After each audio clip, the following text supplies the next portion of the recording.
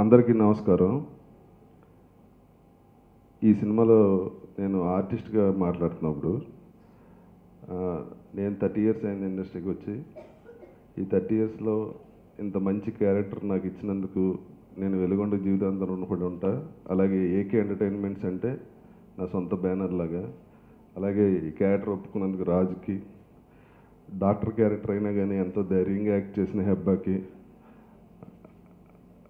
ఆ cinema hit పేరు ఇదివరకు చిరంజీవి గారు రాధిక ఎలా హిట్ పేరో ఇప్పుడు హెబ్బా అండ్ రాజ్ తరుణ్ అలాగా హ్యాట్రిక్ ఫిలిం.